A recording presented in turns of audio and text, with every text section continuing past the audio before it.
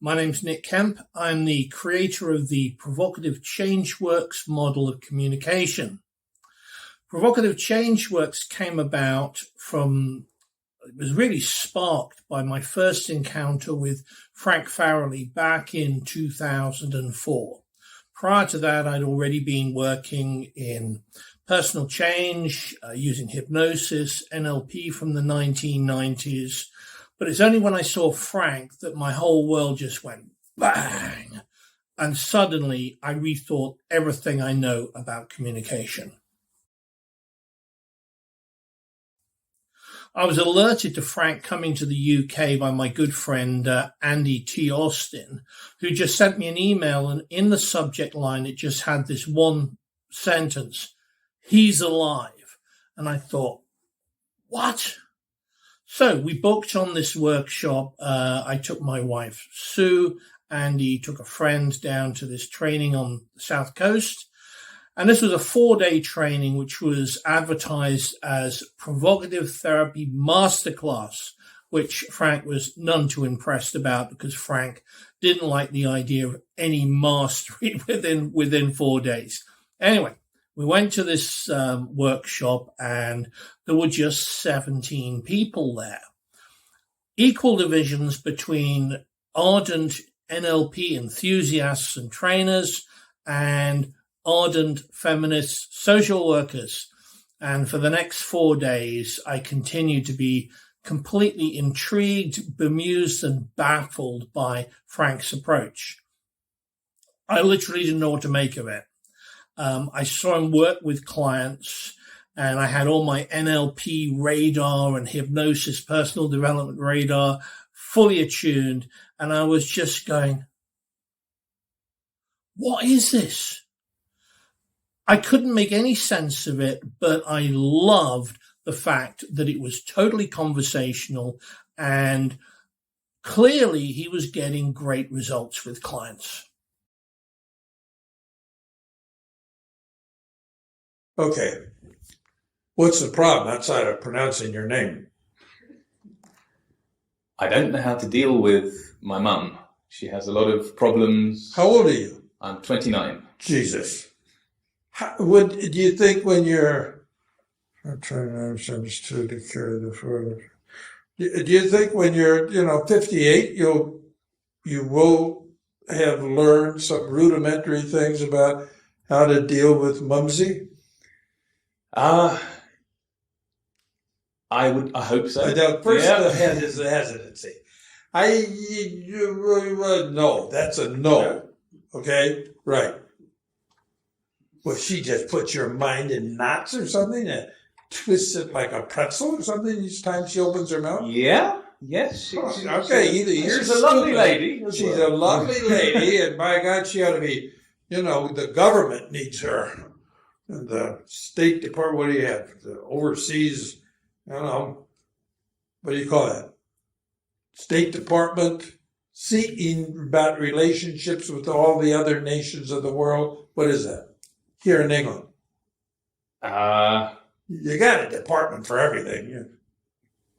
International relations? International. They don't call it that. What do they call it? MI-13? MI6. MI6. Okay, there you go. She could run MI6. Well, we have this directive from the Madam Director. What, does anybody understand what this means? No. So send it out. They'll never understand either in Saudi Arabia. Yeah. So why don't you understand? You've been hanging around her for damn near 3 decades. Why don't you understand her? Are you just slow-minded or something, or what? My stepdad used to spend the time understanding her, and he died about 5 years See, ago. okay, then don't try to understand her.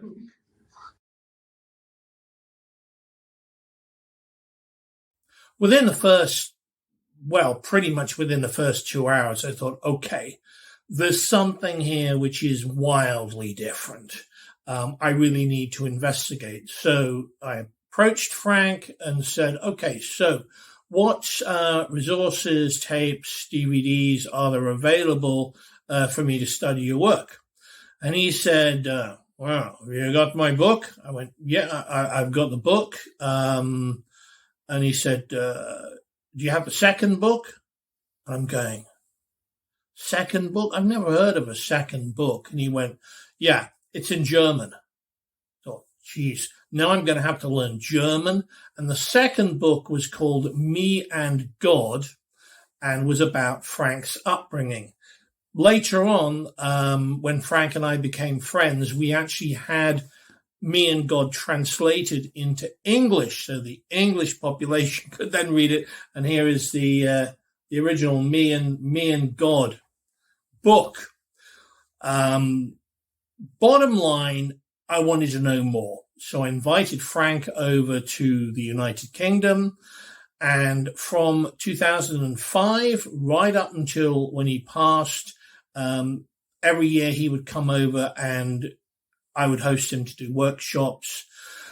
And more importantly, in between his international workshops, he would come and hang out with us at the house here in West Yorkshire. So I would be spending anything up to 3 to 4 weeks one-on-one with Frank. We would hang out, talk about coaching, therapy, but Frank had an interest way outside of all of those specific niche personal change areas. He was a great fan of music, and also he was a great fan of movies. So we would sit in the room that I'm in now with our 9.1 super cinema system and watch all the classic movies. He was a dear inspiration. When he passed away, he left me his entire archive, courtesy of his son, Tim, to look after. So we have literally hundreds, if not thousands, of recordings of Frank on audio, going back to reel, NTSC, audio tape. You name it, we've got it, including Frank's original first edition of Provocative Therapy, which is, of course, the blue copy that you almost never see. He's greatly missed, and Frank was the inspiration that sparked the whole creation of Provocative Change Works. So let's talk about the difference between provocative style communication and traditional style communication, because the two are very, very different. Even though Frank trained originally with Carl Rogers, Frank's approach was fundamentally different. In classic therapy, CBT, NLP, coaching, we would normally start off with the question, okay, so what do you want? And we would set up like a grid of possibilities with the client in terms of what they need to get there, what happens if they don't get there, the resources that they would access in order to get there. We're setting up a whole range of possibilities. In provocative style communication, we start with what's the problem? And then we encourage the client to maintain more of the same problem state. I'll say that again because that sounds a little bit nuts. We encourage the client to do more of the same problem state.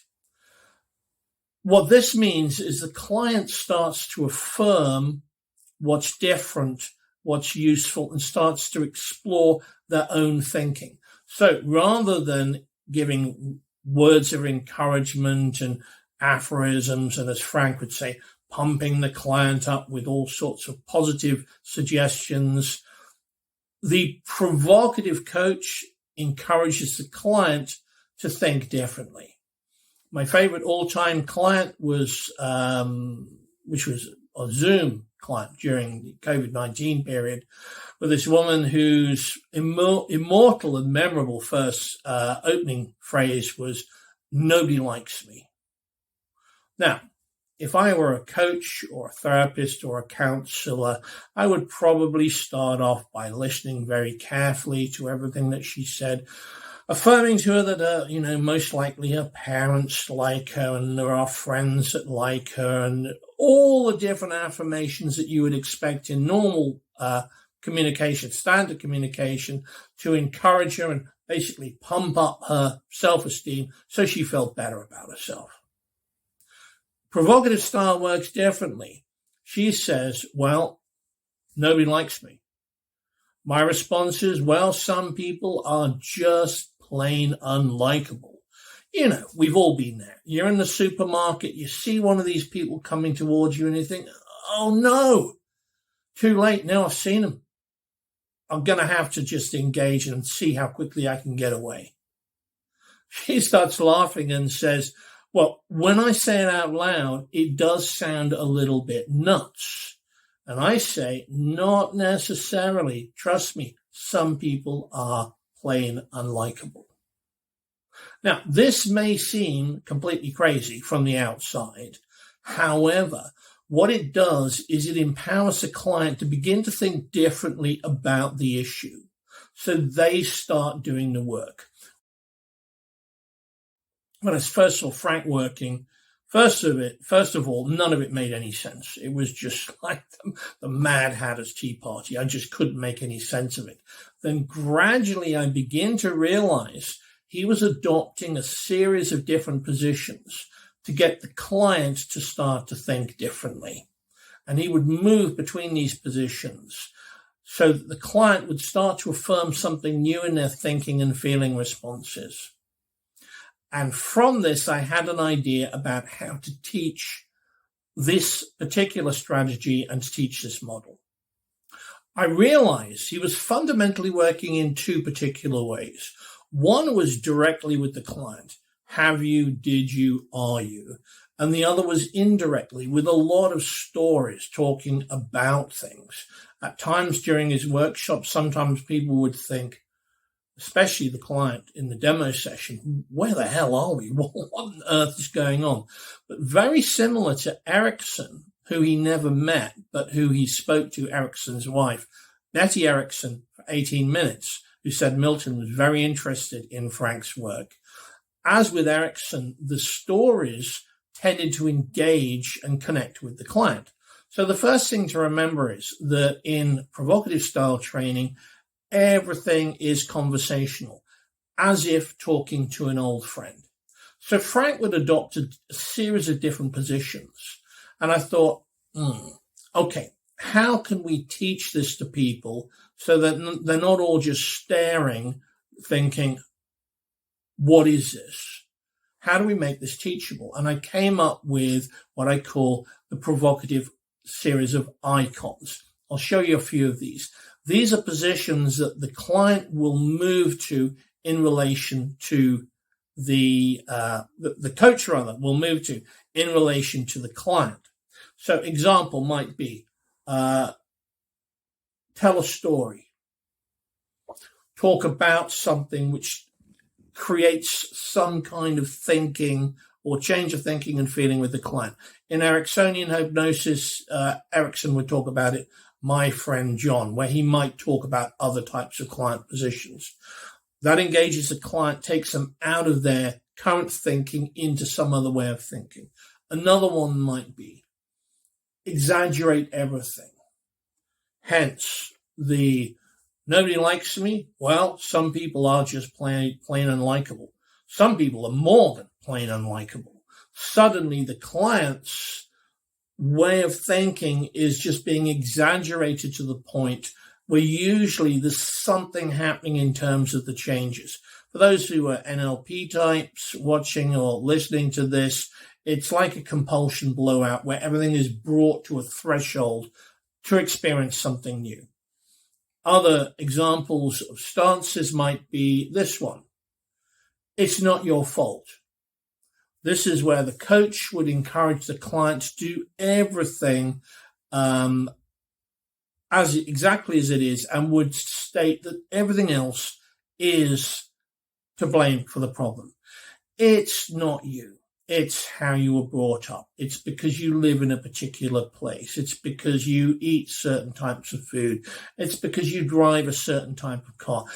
Every single possible thing that puts the blame on everything else. The other thing in provocative style work is we use a lot of expression. So when you watch Frank working or when you watch me working, you'll see there's a lot of voice changes, there's a lot of movement changes, and another stance would just simply be to just quieten everything down. Just like this. Because in normal conversation, when you're talking to an old friend, when you make things quieter, then people tend to lean in and to pay more attention. Another example of a stance would be the ABC stance. Well, would you say that you are super brilliant, average intelligence, or lift doesn't really go to the top floor? This is another way of making analog distinctions. So it gets the client to choose between different parameters. Again, the whole purpose of this is to shake up the pre-existing thinking to create something different and something new. One final one that I love, which is almost never used in any kind of therapy or coaching, is simply this. The pause stance.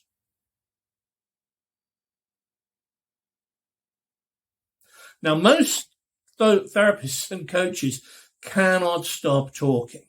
The last thing they do is just stop. And that in itself, the silence will provoke all kinds of different responses and changes from the client. There's an uneasy tension a lot of the time. So a lot of these strategies and use of icons are to spark the client into thinking differently so that the thinking part changes for the feeling part, and the thinking and feeling results in new behaviors and new beliefs. We begin.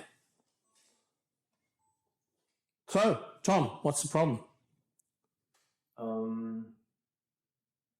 Big pause for thought. Big sigh of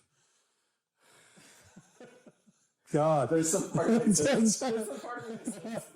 There's no problem. Life is pretty good. Okay, that's a lot of people say that. I mean, even in their sort of, last. You ever see the movie Open Water? No. You ever see it? It's about this couple, and they go out on this snorkeling thing, so on this boat, and short story, they get left there, so they're sort of like in the water, and you're expecting at some point some kind of rescue because it just carries on, and they get eaten by a shark. Yeah. The end.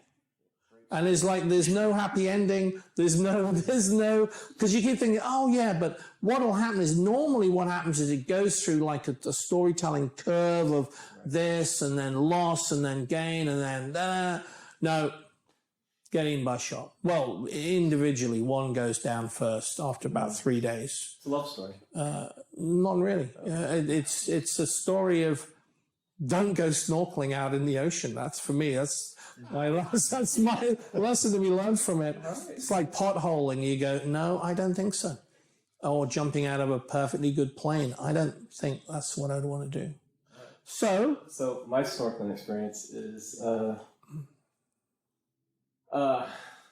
content is starting a company this year and a lot of money and resources, and now I'm in a place of like, I don't know if I have all the resources to keep it going. And I'm in this place of, what do I do next? Do I keep going with this? Do I change directions completely? I'm just not sleeping well. I'm stressing out a lot. Yeah. All this. So you think you might return to some other activity? One thought is actually looking at going into coaching. Really? I've been What the world needs, another coach. Right. Maybe a life coach or success coach. Oh God, no! Don't let a success coach. Success coach is like, yeah. yeah. I need it like that. Oh, okay. So you think that you think the universe has conspired against you? No. You think it's conspired for you? I feel very lucky in many ways, but I feel like. So what are you moaning about then? I know that's my opening. Lucky but not wealthy. Perhaps. Well, lucky, yes or no? It's just easy. Are you showered with money pouring in through Tom's sort of bank account where, it's just like... More of a baby, ankle-level baby pool, more than a shower. Okay, so the universe is kicking it to you. Kicking it, yeah. Yeah, he goes, Tom, nah. Yeah, what? So you've done the best you can. No, I don't think that's true. Okay, you've been lazy. In many ways, I have been. Then who's to blame? Only myself. All right, well, you could penalize yourself. Yeah, I think. Well, I have been. So not sleeping well, stressing out about it. There's nothing wrong with not sleeping well. Those of us who sleep, speaking personally as somebody who slept for 10.5 hours, well, it's just great, You just go, you sit back, just close your eyes, and you just go.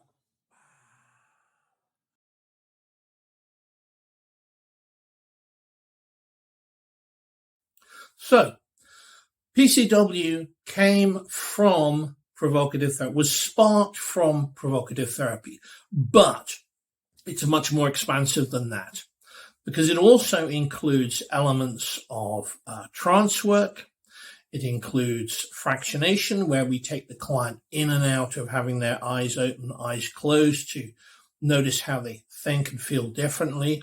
It includes time framing, where we get the client to listen back to the session so that they are able to hear the differentiations and how they affirm what's different to themselves.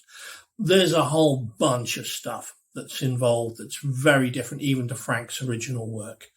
The key thing is it's dynamically engaging and also it really works. I have great examples in both the therapeutic world, in the educational world, where I was just contracted to work for a year with Leeds University with senior academics. I did 140 different sessions and 9 group sessions. In sports world, where one of my top students has worked with international boxer Kiko Martinez, world champion boxer. I've also worked with international athletes using this model. And also in the business world, where I'm working at the moment with a major international consultancy to screen their staff coming into the company. Crucially, why it works so well is, number one, we're working totally conversationally with the person. So it's extremely engaging. It's very much getting right down to what's actually going on rather than adopting a stereotypical therapeutic approach. So very quickly, we get responses from the clients as if they are just talking to an old friend. So we bypass all the formalities and everything becomes a lot more fluid and a lot quicker. It's totally transformed how I work in coaching with clients. And a lot of the clients that I get have already gone through traditional methods where they haven't found for them complete resolution. This does not mean that this is the only way to work. It's just that when you work more directly with a client on a human-to-human basis, you get much, much better results. But it means you have to pay attention. And it means a lot of ongoing study and a lot of unlearning of conventional systems to be able to notice the nuances of how you say what you say and how you introduce things to get the best results for the client. Okay, so I just want to check a couple of things because this is all about what's going on internally. If there are some times where it's not happening and sometimes when it's happening, and sometimes it's better and sometimes it's worse, it means you're doing different things. Now, a lot of the time with anxiety type issues, the person's only really noticing the end bit. It's a bit like seeing the subtitles at the end of a movie. They haven't really paid attention or noticed what comes before, because you can't just jump to a feeling. No. You have to run some kind of process. So let me just check a couple of things. You definitely want to change it. Yeah. You sure? Yeah, sure. Okay, well, I'm just checking because, sometimes people go, well, if only I had my old. Yeah, no, I want to change it. All right, so I'd like you to put your feet flat on the floor. Now, just close your eyes for a second. I'm just going to ask you a few simple bits of information. This is really data gathering. So if you think about pick one of the times that comes to mind when you've had this kind of anticipatory feeling, which has created the anxiety. Pick a typical one and let me know when you've got it. Okay. That many to choose from, are there? Or is there one that just jumps straight out? Yeah, the most recent one, actually. The most recent one. Okay. Now, as you are thinking about that at this moment in time, what's the first thing that you notice, that you're noticing? I'm noticing sort of the week before I was going away, just the feelings. Really worrying about it and not sleeping. Okay, you're noticing the week before the feelings of really worrying about it and not sleeping. And when you've got the feelings of really worrying about it, what's going through your head? What are you thinking or saying to yourself? I'm thinking that I'm not going to sleep, that I'm going to feel really crap, and I'm not going to enjoy the holiday, and I'm probably going to end up coming home. I'm not going to sleep. I'm feeling really crap. I'm not going to enjoy the holiday, and I'm going to be coming home. Yeah. Sounds like a great advert for a tourist attraction. You thinking about going to place X? Well, okay, so which of those four, when you think about it, has the most effect in successfully up until now creating a state of anxiety? Not sleeping. Not sleeping. So if I was going to draw a cartoon of you, Hannah, in this situation, and I was going to put in the bubbles above your head what you're thinking or saying to yourself, what would I put in there that you actually have up until now typically thought to yourself? You can give me the X-rated version if you want.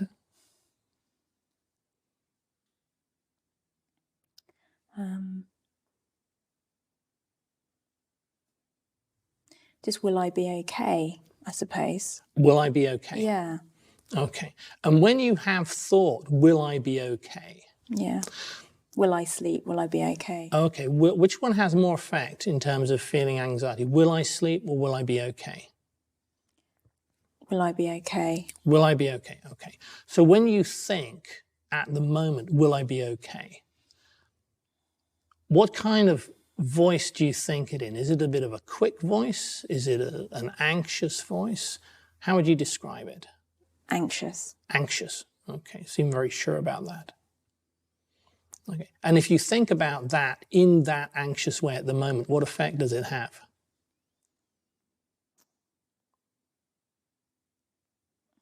It's just like an unpleasant sort of heavy feeling of, it's kind of like scared comes into it.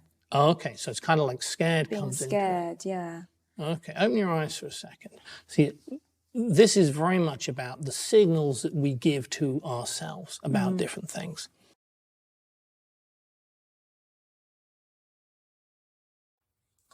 So let's talk about the effectiveness of the approach. Using my NLP background, which I'm extremely grateful for, but it's a bit like starting to use dial-up and then finding broadband. The additional elements in PCW allow much better integration and acceleration when working with clients. So fundamentally, we're looking at changing client feelings and behaviors.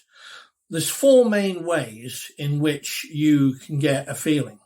Is what you see externally, think to yourself, hear externally, think to yourself, picture inside your imagination, think to yourself, and directly how you talk to yourself or think to yourself. So how you think in your head determines how you feel. Those are mostly the four ways. And in PCW, we're looking at changing all those different ways conversationally by shifting through the icons, by using some really excellent and exquisite relaxation processes, one of which is the voice tempo exercise, which brilliant author and NLP development pioneer Steve Andres described as one of the two most effective techniques of all the techniques he's come across in personal and client change. That's called the voice tempo exercise. And we'll be teaching that as standard on all our courses for different people.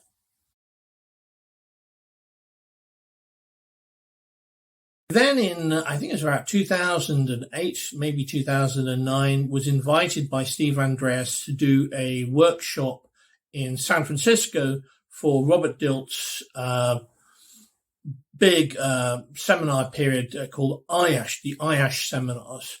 And over there, not only did it connect very well with the Americans, but I was first invited to come and work in Japan. People who have the hardest time, we had a guy in a workshop in the UK, and this guy's head was exploding. You know, he was just like, I just don't understand. You know, there doesn't seem to be any pattern. I need to know somewhere to go to. I go, we're just doing an illustration of working in a particular way. Now we're going to do we're going to do a different one next, which is called Insane Solutions. I like that. At this juncture, I need to make it perfectly clear that insane means insane. So, what's the problem? 問題は何ですか？顔の右側にすごくいつも力が入ってすごく痛いくなる。I'm tensing up on the right side of my face and it hurts. Is this since birth? 生まれた時ですか？生まれた時からですか？as a little baby, were you? 赤ちゃんの時からってなってたとか。いや、いつからかわからないんですけど、I don't know when. もう何十年も前に学生時代に最初にひどくなったん But です it's けど。 been a long time since when I was in college days. Previous incarnation? 前世から。When you were Cleopatra? あなたがクレオパトラの時だからですか？ And just recently, I've just finished my 20th workshop in Japan working with medics. I've also presented to medical groups in Japan as well. And a lot of the people who are interested in the PCW approach have already been through conventional psychotherapy, NLP, hypnosis, personal change types of work. So the effectiveness is now, we can see this in both in working with coaches, working in therapy, working in business, working in education. In all these different areas, we have the ability to evaluate. Frank always used to say, show me the evidence. You can have all the theory in the world, but there's nothing like real life examples. So if you're interested, you can see testimonials, real life testimonials about PCW on my site, provocativechangeworks.com, also nickkemptherapy.com. I'm interested in how we develop and how we create a more diverse and fluid model that can show results in all different areas of life, whether it's academic, business, therapy, coaching, or personal change.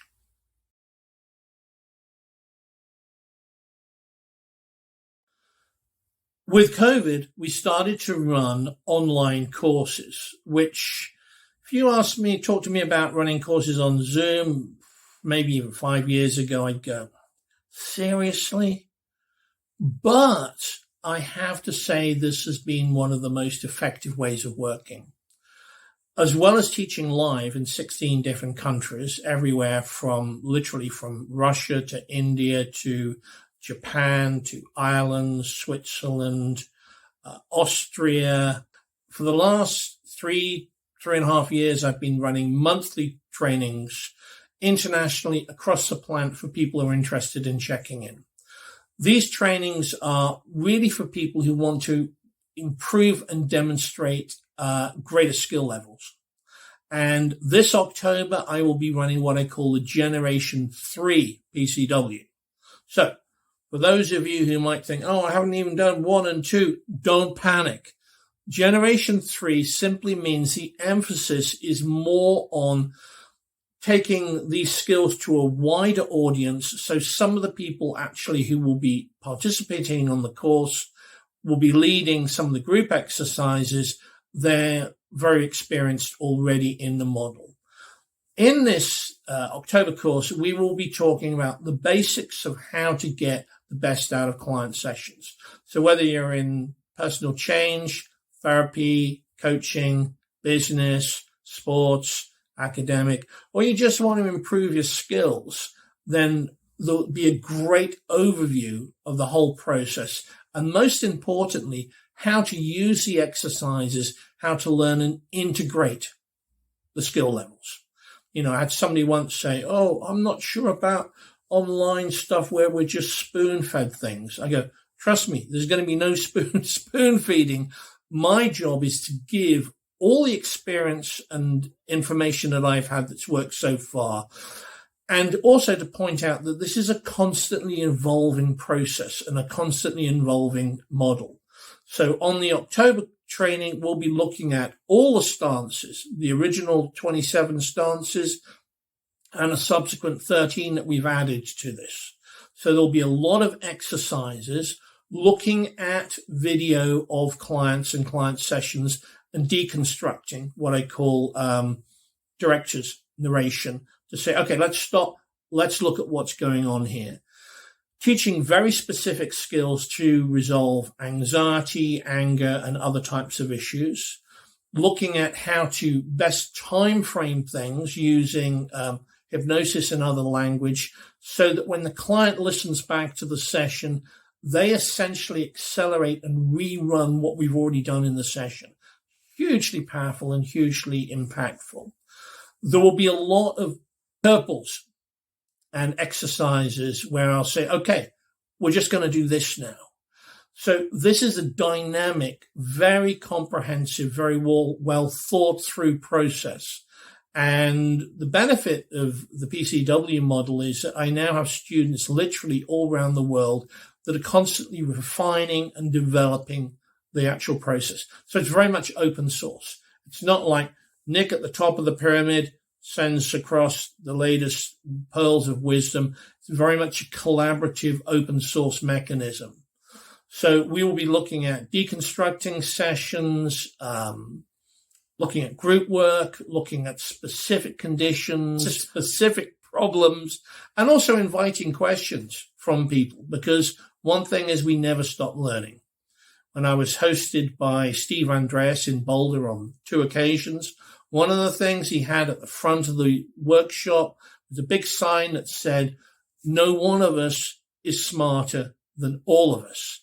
And the PCW model absolutely fits with that accord. So if you're interested in the October trainings, or if you're interested in anything more about this, look at provocativechangeworks.com, which you'll find me on. I'm also on Facebook and all the different usual social media elements. The main thing is this is an exploration for excellence, but this is an exploration to see what works in real life, not theoretical stuff. If you just want to come along and get a load of information, which is do this, do this, do this, do this, this is not the training for you. If you want to spark your brain into thinking entirely differently and going way outside of any parameters that you've explored before, this is definitely the type of work you'd be interested in. I always talk about PCW practitioners as a bit like the pirates on the pirate ship. There also are certifications available, but I'm very keen that any certification is given on the basis of what somebody demonstrates in understanding and also demonstrates in skills. Part of the 1-year training will be individual sessions with myself where we can talk specifically about what's useful and helpful for you. this is how I learned from Frank, and this has proved to be absolutely invaluable way of demonstrating skills. So thanks for watching, and I look forward to seeing you either online or in person.